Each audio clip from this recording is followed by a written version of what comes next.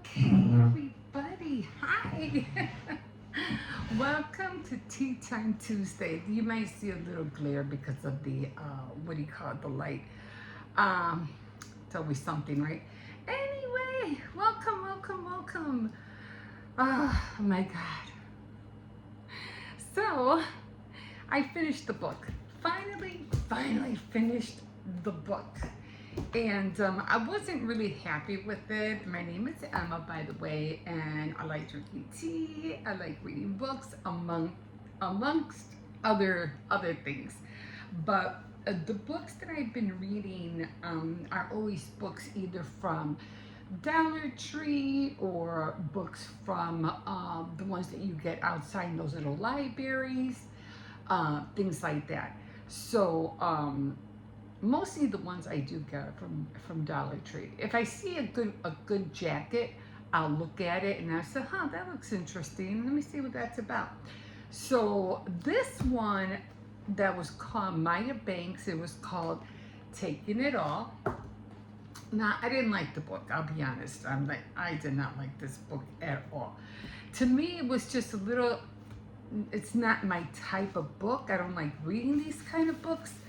But I said, I didn't know it was like that kind of book in the first place. But I took a chance on it and I said, you know what, let me just, it sounded like a good book. I said, let me take, see what it's about. So I'm just drinking chamomile, just a cup of chamomile tea right now. I wasn't feeling good last night. I don't know why. And yes, of course, I would forget a spoon. Of course. So I am wearing shorts today because it is hot in here. I mean, it's not that hot, but it is kind of warm. So, and I did bring the sugar. Thank God. So this is called Sweet Additions. I think it's stevia. I don't know really exactly what it is. I'm not going to stay on here too long because every time on here, for some strange reason, the camera keeps shutting off on me, saying, I don't know, not enough storage, or blah, blah, blah. I'm like, fine, whatever. Okay, so yeah. So, what I was looking at in the back of the book, I was, I always read behind the books to find out, what it entails and stuff like that. So I am reading it and I'm looking for a certain word that I don't see. Anyway, Taking It All was about kind of like more like a swingers kind of book. Like, how people meet up with other people and they do their swinging, they share their wives and, you know, that kind of relationship with other couples and blah blah blah. So I didn't know it was like that. It's almost like the one that I read on in my Kindle. I didn't like that one either. There was this one that it was supposed to be a mafia thing, and it just went from good to worse to worse to worse. I was like, who the heck writes this crap? So I was really disappointed in that one. Then they had a trilogy. They have book one, book two, book three. And I think this one also has a trilogy. But anyway, it was about this one girl and her friends, and she was being kind of like a dominant. She wanted to play the role as her husband, being the master of her whole being, or something like that. And there was just a lot of parts in here that were very sexual oriented. And then, like I said, I did mention, I think last week, that she had this like they were in a hotel and they had kind of like not a threesome, but it reminded me of Sean Combs when he was in the hotel with Cassie, and he was watching her have sex with other men, or men having relations with her, blah blah blah, and he was just watching. Well, that's what this kind of reminded me of. Like, they would go to this house, her husband Tate would get somebody to arouse her and get her to that point, and it would be another guy. Sometimes it would be one or two, and then by the time she came close to climax or something, that he would take over and he would finish the job, and it just went on and on. I'm like, oh my God. All right. So I was like, this is not what I was expecting. And then towards the end of the book, she ends up, during the book, she gets mad because, of course, he had a career and she ended up having this one night and the anniversary where he kind of like had her stranded and he was with somebody else in the same restaurant, no less. And she kind of felt betrayed by him and she thought her marriage was dying. He didn't care about her, but she felt like he was putting his career first ahead of her. And, as a working man, he has to make money, he has to pay the bills, and blah, blah, blah. So, but again, if you feel like your partner is not really being there for you and he's putting everything else ahead of you, then you need to sit down and talk about it, But there was just a lot of things that, and then some of the wording in there was just like, nobody would talk like that, It was just like, who talks like that? Nobody talks like that. And so I was looking for some stuff in here. And I usually so this is where she got hurt, and she was, the next day they, got back together, and then she got pregnant, and they were always like, she ended up, walking out, leaving, telling her friends. Her friends are trying to tell her, you make sure you're making the right choice. You should just calm down, relax before you ruin something great, blah, blah, blah.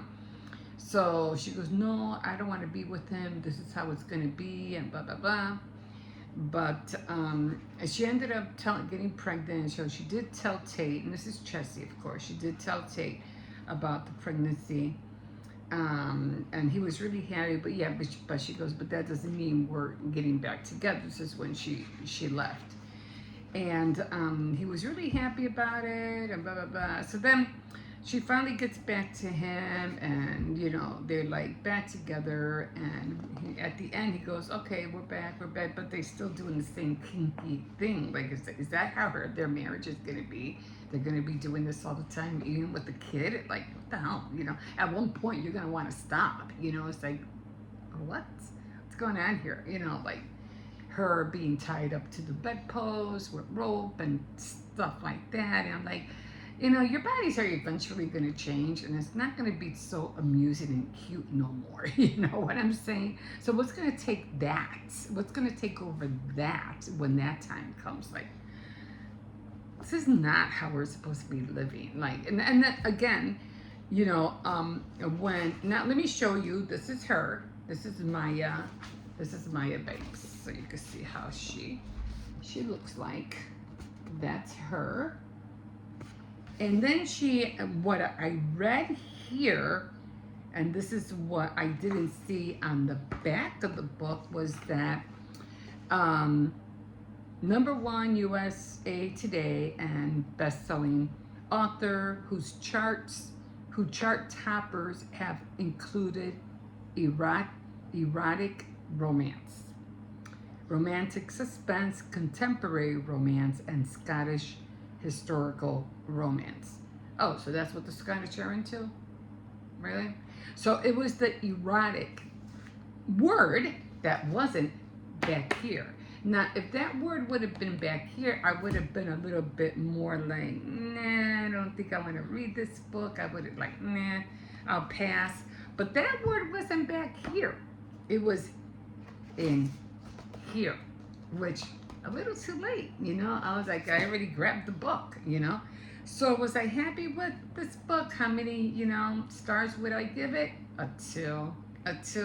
I mean, I did like it only because I guess, you had to decide, how you want to live with your partner. And, is it fair, for him to put his work, in front of your desires or your wants and needs?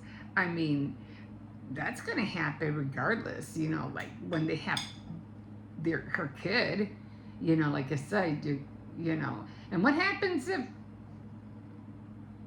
let's hope it never does, or I'm sure, haven't anybody ever, right? I mean, this is just, conjure, I forgot how you got it. There's a certain word for that. I can't pronounce it because of my dentures. Conjectory? But anyway, What happens when your kid walks in on you and he sees mom tied to the bedpost? Just saying. Yeah. So, oh, I really do like chamomile tea. It tastes so good. Anyway, so this is the new book that I'm going to be reading.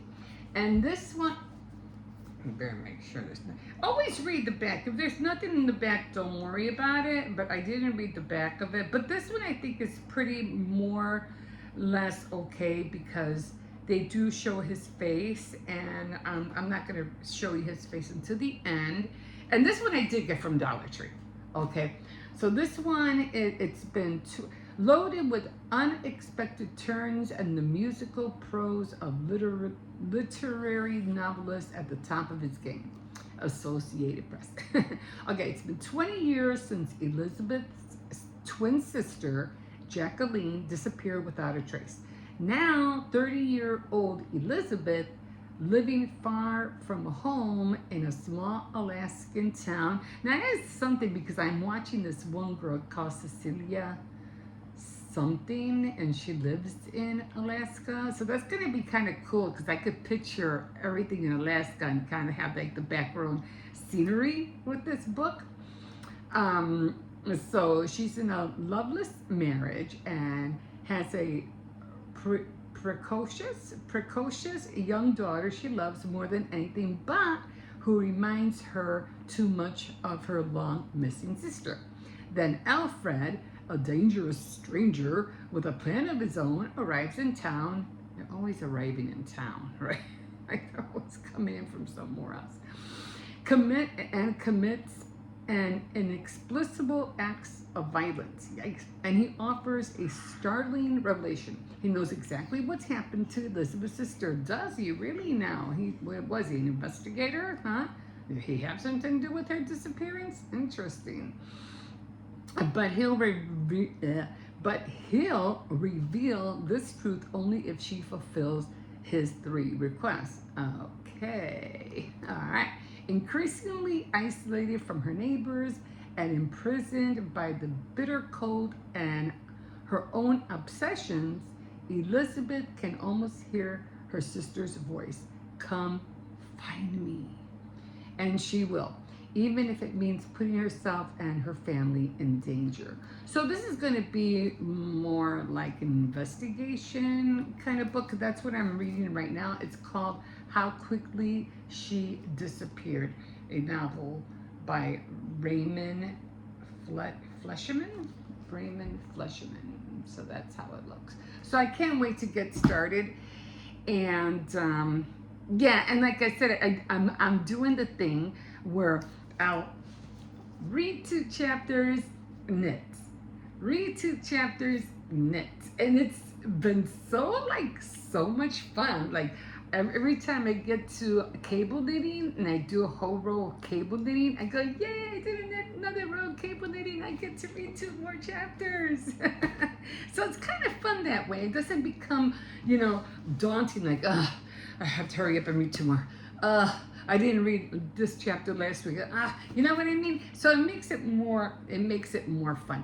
So I'm really happy I'm getting, doing it that way. So a lot of other things, that I want, I have like a lot of books, and I need to get rid of them, as a matter of fact, because I have a whole collection that the kids are not reading. I'm trying to get rid of those. And then the other day I went, on my walk with Cersei's, like I always do. If you watch my daily, vlogs, you see me. I'm always outside walking, dog in the alley. I don't take him to the park because he's very strong, so I let my son do that. But I only take him in the alley. And so I like, how they say another man's trash is another person's treasure. Yeah, I do that. So I be looking around, see what's going on, and blah, blah, blah, see what's being thrown out when people move out, let's see the remnants of what's being left behind, and things like that. And it's so sad because you see, at school, towards the end of the school year, they give the kids all these books in a green bag. I'm pretty sure you've seen them. And Yeah, it's a literary green hole. Anyway, I've seen so many of those bags in that bin, in that trash, and I was like, oh my god. I would if it wasn't because it was really hot out there, I would be digging. But it's just too hot to be digging, you know. And it's not the trash bag; it's the blue bins where they put all the plastic bottles and stuff like that. So it's not the black ones; it's the blue ones. I don't know what kind of recycling bins you have, but those are the two we have: blue and black. And I said, it's just too hot. So usually I just look, you know, to see what's out on the side, things like that. The same thing with the green tree, the tree machine. I always call it the green tree or the free tree. Just like, you know, Dollar Tree, free tree, but it's the tree machine. And what doesn't fit in the tree machine, they put it, you know, in boxes on the side. And I have gotten something that I can't wait to show you guys if you follow my, when I do a thrift haul, because I usually do a thrift haul and a Dollar Tree haul, and then I show, you know, what I got from the tree machine. And I got something really, really cool. And I was like, oh God, I can't wait to show you guys. But this is not where I could put it because that's not what this is about. So yeah, so I'm really happy about, you know, seeing things out there. But when I saw that, I was so disappointed because I was like, well, there might be a good book in there. So it's just too hot to be, you know, going in there and looking. But there was a book out there. There was a book out there. And it was about Greek mythology or something. You probably caught a glimpse of it on one of my daily vlogs or walks and with Circe's, and you probably saw it. But when I noticed it when I came home, because, you know, I'm always, you know, when I do my Faith Night Fridays, I'm always talking about, you know, what's in the Bible, blah blah blah. But also, when it comes to the Bible and Greek mythology, I don't know if they go hand in hand. I'm not really sure because sometimes it just seems that way. I don't know, but it got me. It piqued my interest. So I saw the book and I said, you know, I really should start reading about Greek mythology because if you know with Enoch, not to be getting in biblical religion or anything like that, but Enoch talks about Greeks mythology kind of thingy. I don't know. So I said, so that intrigued my interest. I said, I'm grabbing this. I want to read this. So, and when I brought it home and I was looking at the author, it said Rick Riordan? I don't know how to pronounce it.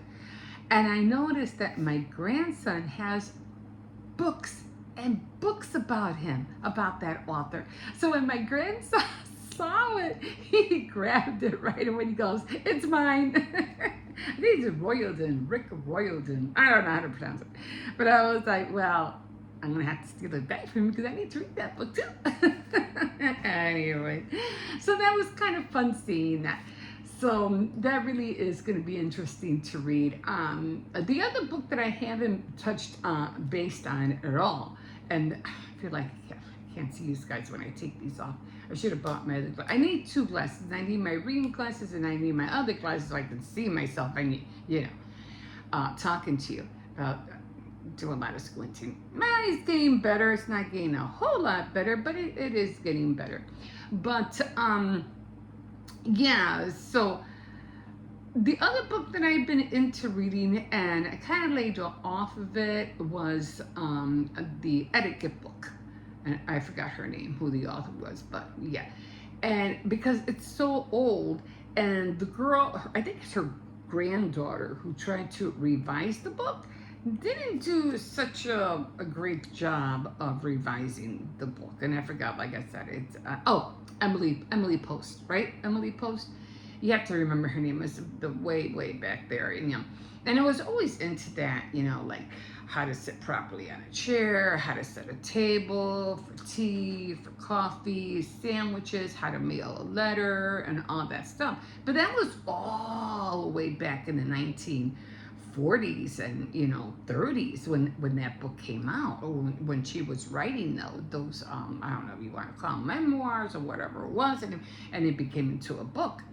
So I was like, but I still have, it's one of the original books. And I go through it every now and then. Like if I want to write a letter, what's the best way to write a letter? So because everything was so old, and like I said, her granddaughter didn't really do it any justice. And the book is really, the new one is kind of really thin. It's not as thick as this one. But I still like to, grab it now and then and just look into it. I also have a book of poems that I barely scratched the surface on that one. I am reading a book on my Kindle, and that one is, let me see what this is on. I can't really say, because I'm scared that if it shuts off on 30, it's going to go off. Then I have to put the two clips together, and that's what I'm trying to avoid. Anyway, so that one is also like an investigation, thief kind of, and I want to finish that one, but I can't really show you because I can't. It doesn't have a cover, and if it has a cover, I can't find it. I can see it. I see it like one time, and I can never find the cover again. So I don't like reading those kind of books on here because I can't really show you. But there's a lot of other books that I want to read. I also have, the Bible, of course, is one of them, definitely. And I am also reading a book on Mayor Daley. So I have that one to read. I did not know he was Irish. I was like, really? He was Irish? Wow. So that was, when I saw that book, I grabbed, and he was a great mayor. He really, really was a great mayor. But yeah, so I had to finish that one, or kind of like start, haven't even gotten, I think I only read like 2 chapters on that one still. But again, I like to read, fiction novels. I mean, sometimes I feel like I should just write one of my own, you know what I mean? Because I have this one story that I kind of want to write. Maybe I'll have AI help me with it. Maybe that would kind of help me a lot. And that's another thing too, guys. You have to really, really embrace the AI generation. It will. A lot of people don't want nothing to do with it. They're going to ruin everything. No, they're not. But it enhance the way you see things. It will broaden your creativity like you wouldn't believe. Like I want to write a book. And back then you had, to write manuscripts back then. Oh my God, you would get, what is that, writer's block? Or, if you were writing with a hand and pen back to the day, your hand would cramp up like crazy. Or even if you were on a typewriter, and now you could practically just talk your book into being, you know what I'm saying? It's like, how cool is that? So don't just discard it, embrace it, because to be honest, you kind of don't have a choice. It's the wave of the future, and you're just going to have to adapt. So with my story, and leave my story alone. I said it on here first. Don't even think about it. I'll come after you. So my story is basically about mermaids, but they're not mermaids per se. They're just a woman, an island, a woman. And yes, they do have a business, and the business is underwater mermaids. They do mermaid shows underwater and blah, blah, blah, but that's their business. No, it's nothing, It's for kids too. It's kid friendly. They're all covered up. But again, it's an island, and then somebody gets shipwrecked, and that one, because yeah, there's visitors and stuff like that, but they get flown in. But this guy got shipwrecked, so he comes in, and it's a whole thing, and the whole thing just starts, it's a romance, of course. So, yeah, and I'm like, I can't wait to read that book. It's going to be awesome. But sometimes I feel, well, how do I start? What do I do? And some people say, well, you start at the end of the book, and then you go backwards. So, like, I think that's how the girl who wrote Gone with the Wind, she wrote the ending of the book first, and then she went backwards. And that's how some people write books. So I'm like, yeah, this is going to be fun to do. And then, of course, I have other, my first manuscript that I have, a manuscript that I still have. And that was like, oh my God, it's about 20, 30 years old. and I haven't yet. And it had the yellow pages, the phone on the wall, the phone on the wall. Remember those with the rotary dials? Yeah, that was in there. Yeah. But anyway, guys, I'm gonna leave you here because I know, I don't trust this thing. I don't trust my phone anymore. Okay, guys, so I'm gonna start this book. I'll let you know how it, every Tea Time Tuesday, I'll let you know how it's coming along. Hopefully, because of the knitting and the thing that I'm doing with it, hopefully I'll be able to start reading books and finishing them faster. Okay, guys, I am going to leave you here. I have a lot of other things that I need to do. I got to, switch my display. 4th of July is already next week. I can't believe it. I can't believe we're halfway through the year. Oh, my God. Okay, guys, thank you so much for joining me.